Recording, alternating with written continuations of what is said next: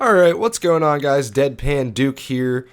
Today we're looking at these Pitchfork Top 100 albums of the 2020s. I did this on a live stream the other day, but I wanted to do a little bit more of an in-depth look at these just through a regular video, because frankly I think the list is pretty horrible, but we'll get into that.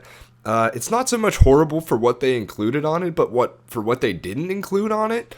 And we'll get into that at the end, but let's just roll through here, talk about what I like, what I don't like. Should be a pretty quick one, but yeah, let's go. So this Vampire Weekend album, I think it should be a lot higher. It's definitely one of the best albums of 2024, and I'm happy it made the list, but I feel like it should at least be in the top 50. But happy to see it on here regardless. Then this No Name record, I'm just not really feeling this placement here. I love a lot of No Name's music, but I thought this newest album was just kind of boring. There are a lot of albums with the same sort of message in goal as Sundial, but done better than this record, so kind of confused by this placement. Next we got Tyler's Call Me If You Get Lost, which another one, I'm happy it made the list, but I feel like this is at least in like the top 75. I think 92 is a little bit low, but yeah, just like the concept, Tyler rapping his ass off on every track and pretty much all the beats being really good. Don't see why this is so low on their list. This Dijon placement I think is really fair, and I'm happy this made the list because I feel like this is an album that has always been really good but kind of faded into obscurity since it came out. It's a really good experimental R&B record. Haven't heard much from Dijon since, but I'm happy absolutely made the list, and I think 89 is a completely valid placement. This is another one I'm happy that it made the list. I actually forgot this came out in the 2020s. I always thought it was like late 2019, 2018 that it came out, because I don't know why, but it feels like it's been out forever. I listened to this album a lot. I think it's fantastic. Just a lot of good indie pop, catchy hooks, and good songwriting. Really good record from Haim, and I think 79 is fine.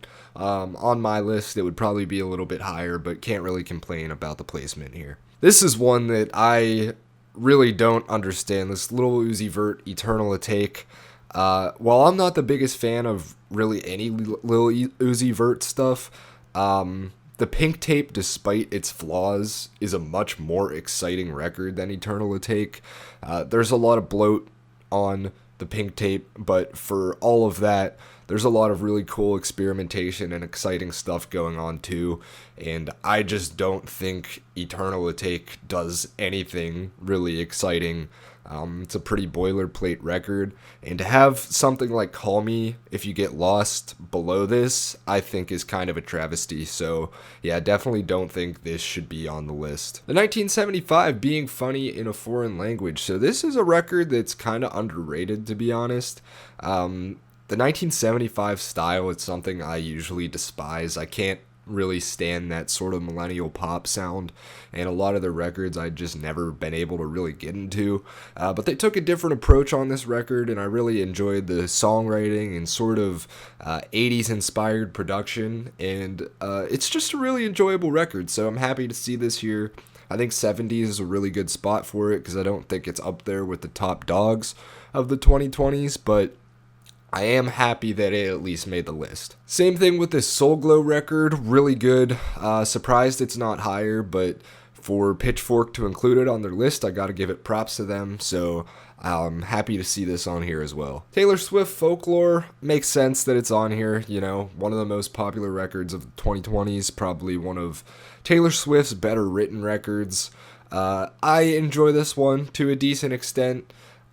Even if it has gotten kind of boring because a bunch of the albums that came out after it sort of sound like it, but with how big it is culturally and just from a popularity standpoint, I think you kind of have to have this on your list for the 2020s. This Makhami record is fine being on here, but I did say I was disappointed they didn't go with Rich Ass Haitian, which I think is a much better, more cohesive body of work. Rich Ass Haitian from front to back is just crazy with its production and politically charged lyrics.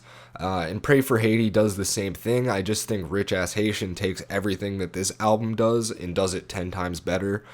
So I would have had that on my list instead of this one, but still happy to see Makami getting praise. This Bjork record, look, I love Bjork. Her music's fantastic. I've been a fan for a long time. But this Fosora record is just not even close to reaching what she has done in the past. And while she always does a great job reinventing herself to create something new, I don't think this is a top 100 record of the 2020s. I think it's just on here because of Bjork's name, and I think she's released much better projects in the past. Hila for Yanya Painless is one I was happy to see on here. I don't return to this one a lot, but when it came out in 2022, it was an album that I enjoyed quite a bit. And she's kind of flown under the radar since this came out. So I'm excited to see what she does next, and I think she has a lot of talent and potential. So it's cool to see an album like Painless on this list. This Bad Bunny record, it's bloated. There's a lot going on. There's some good stuff. There's some bad stuff on it. I think 52 is fine. I mean, for a publication like Pitchfork, they have to put it on here for just how popular it was culturally, like I said, so I'm not mad at this being on here. I think it's fine. To Dawn FM, very happy to see this on here. I actually enjoy this more than After Hours. It's aging like a fine wine, in my opinion, and might be the Weeknd's best album to date.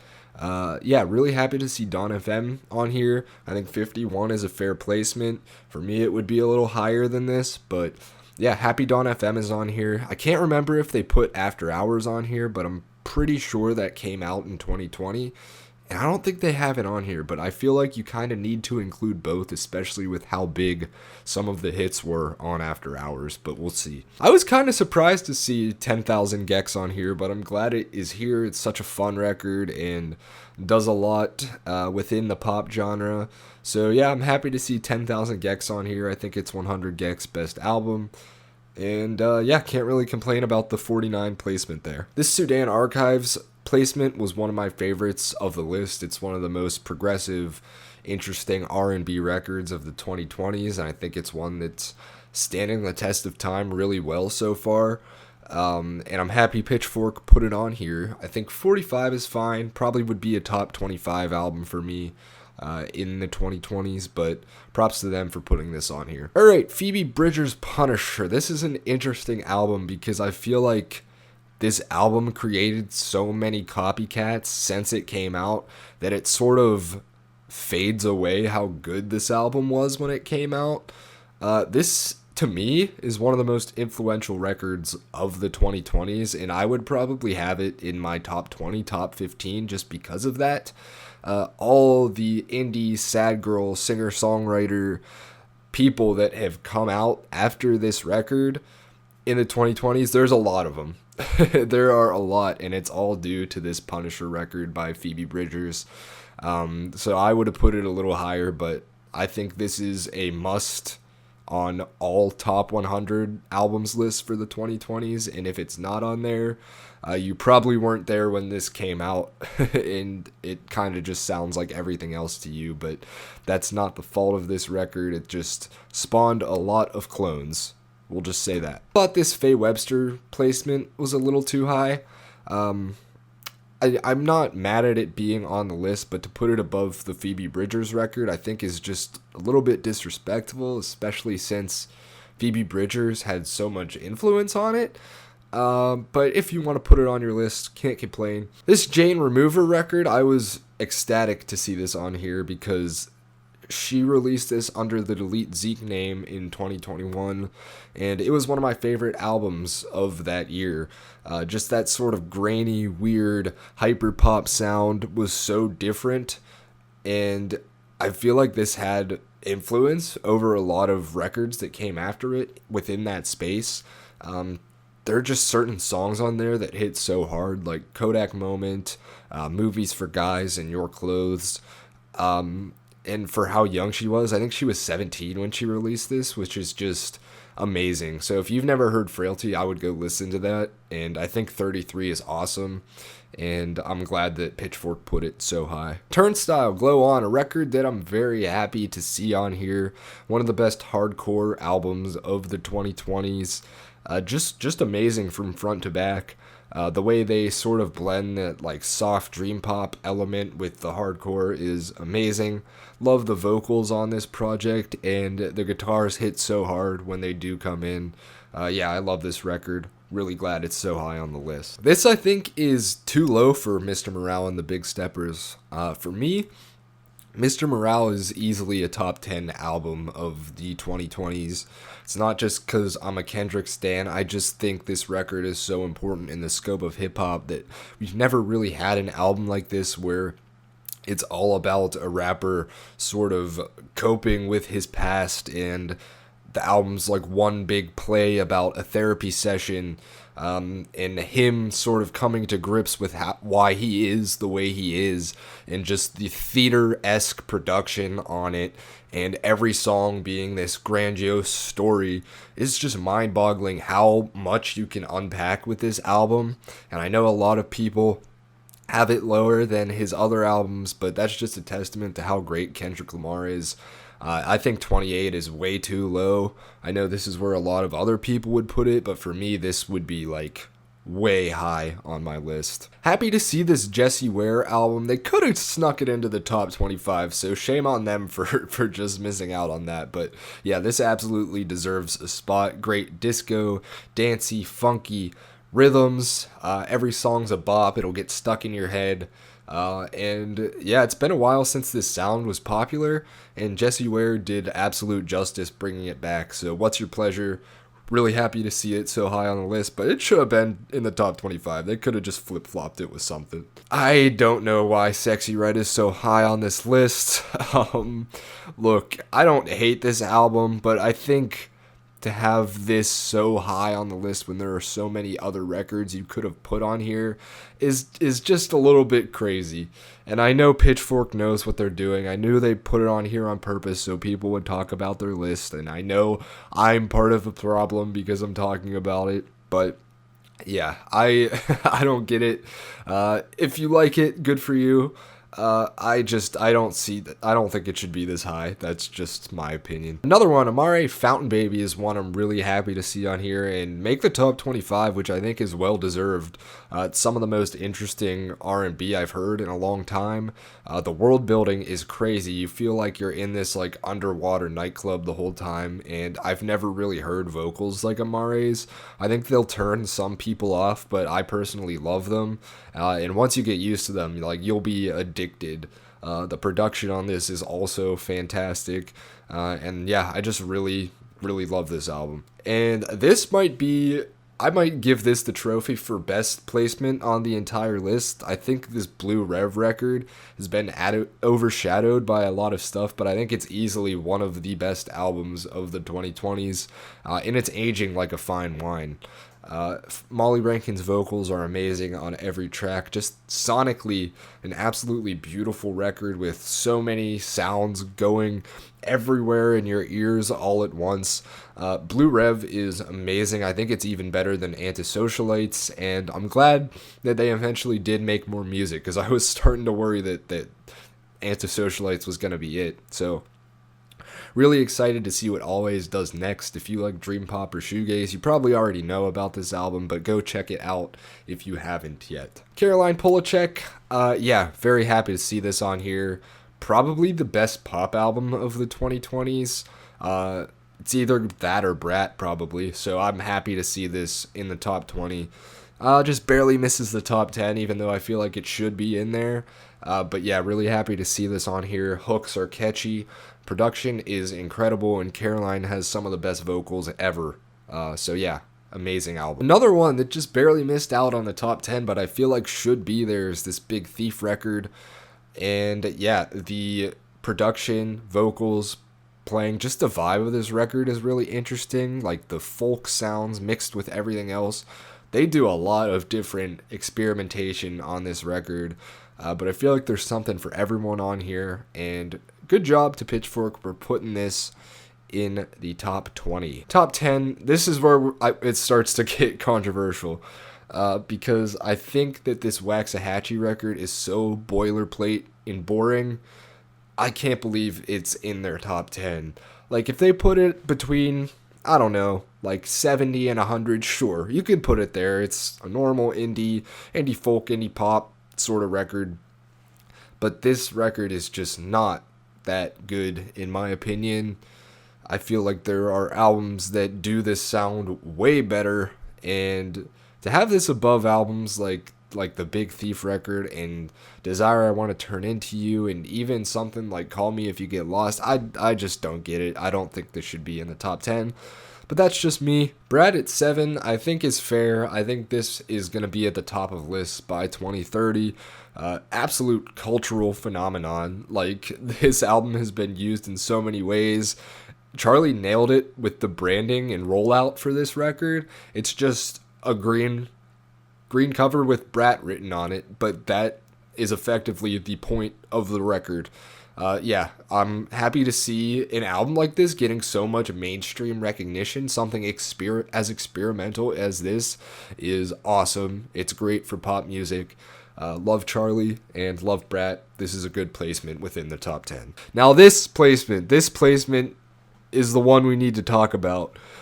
Look, I like Whole Lotta Red. I'm a Whole Lotta Red fan, Whole Lotta Red supporter, but what the hell is this doing at number 2? Out of all the records you could have picked in the 2020s, you put this at number 2. And I get it. The influence it had on other rappers, the whole opium movement, it's very influential. But just because something is influential doesn't mean it's always good. And A Whole Lotta Red has a lot of good songs, but it's such a bloated record. There's so much bad on it that I just don't see how you can put it this high. Like, oh man, it definitely warrants a spot on the top 100 for its influence alone. But to have this record at number 2 is absolutely baffling. My jaw dropped when I saw this. You can go look at me on my live stream. I think the live's still posted, so you can go check that out. But man, yeah, I don't get it. I think it's a terrible placement. I'm sorry. Moving on to number 1. And it's Fetch the Bolt Cutters by Fiona Apple. Yeah, this is fine. I'm not mad at this placement for number 1. It's definitely not my favorite album of the 2020s, but I can't really complain. I'm happy they chose something kind of unique, and it is a really good album that did a lot, and it's another one I kind of forgot came out in the 2020s because it was back in the COVID year of our Lord, so can't complain about the number 1 placement, but let's talk about what they didn't include on this list, because there are a lot of albums and artists that they just flat out disrespected. Beginning with Porter Robinson. He released both Nurture in 2021, I believe, and he also just released Smile this year. Either one of those you could have put on this list. It's some of the best electro-pop, folktronic music that I've ever heard, and some of the best pop being released right now. So to have no Porter Robinson record on here, I'm really upset about that. Next, we have Slow Tie. Ugly absolutely should have been on this list. This is one of the best genre blends I've heard, with hip-hop, post-punk, even some shoegaze on there. I mean, and just like how personal it is, the songwriting is amazing on every song. Slow Tie should be on here. He better make it by the end of the decade. Another one, no Jeff Rosenstock, Hell Mode, or No Dream. Either one you could have put on there. Who else is making pop punk as good as Jeff Rosenstock right now? Because I can't think of anyone, and I'm really disappointed that didn't make the list. Also, no Forever Story by JID. That is potentially going to go down as a classic hip-hop record, probably the best of 2022, and it's nowhere to be found. More hip-hop here. No Melt My Eyes, See Your Future by Denzel Curry. Another one that's one of the top dogs in hip-hop of the decade. So crazy that's not on here. Another one that I'm really surprised something like Pitchfork didn't include is Guts by Olivia Rodrigo. I mean, I know that record's not for everybody, but it was huge. It was poppy. It was really, really catchy. I love that record, and the songwriting is really good on it. Kind of confused that that's nowhere to be found either. There was no The Turning Wheel by Spelling. I know that one's kind of just a personal dig, but whatever. I think Utopia should have at least been like lower on the list. Like, even if you want to put it in the 90s or 80s, Utopia should have been on this list somewhere. Because I saw a lot of records on here that I've never heard of, and I'm going to have to go check them out. And they better be really good, because these are records that could have replaced them. Also, no Zach Bryan, self-titled, or The Great American Bar Scene. Either one should have been on here. I really saw a huge lack of country on this list. You could have put either of those Zach Bryan albums. You could have put Nadim the Artist album. You could have put Chris Stapleton Starting Over on this list. Yeah, very disrespectful to country on this list. Also a sort of pseudo-country album. 3D Country by Geese didn't make this list, and that's one of the best genre blends of the 2020s. There was no Injury Reserve, which that's insane. That is an easy top 100 album. If I'm not mistaken, that came out in the 2020s. But the one that bugged me the most is No Sometimes I Might Be Introvert by Little Sims. That is possibly the best hip-hop album of the 2020s, and it didn't even get a mention on this list. Like, how do you not include an album like that? Especially like there's a lot of like female empowerment on this list, and they didn't even include Lil Sims. So yeah, very disappointed about that. And finally, no Gene Dawson on here. I think Pixel Bath should have been on here, but that's an artist I can understand them not putting on there. But a couple of those I mentioned, just like in general, from a general consensus standpoint, I can't believe they didn't include. But that's it for me, guys. Let me know what you think about this list. I personally don't like it very much. Thought they had some good placements, some bad placements. But let me know what you guys think down in the down in the comments. I'll see you guys in the next one. Thanks for watching. Bye.